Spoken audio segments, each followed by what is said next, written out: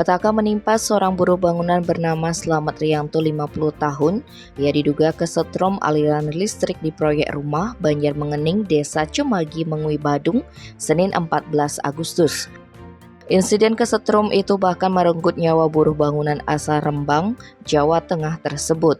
Kejadian ini dibenarkan Kasih-Humas Polres Badung Ibtu Ketut Sudane. Diterangkannya peristiwa itu awalnya diketahui dua saksi bernama Farisul Waton 20 tahun dan Abdul Hafizil Lisani 21 tahun sekitar pukul 20.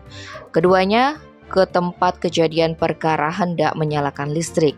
Mereka pun memanggil korban yang tinggal di sana, namun panggilan saksi beberapa kali tak mendapat jawaban dari korban. Kemudian kedua saksi tersebut masuk ke proyek rumah itu.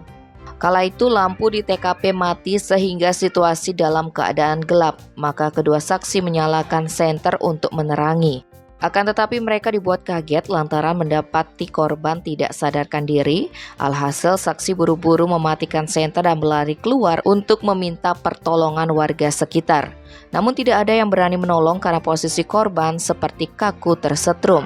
Selanjutnya, salah satu warga menghubungi pecalang Desa Cemagi yang kemudian melaporkan kepada Polsek Mengui.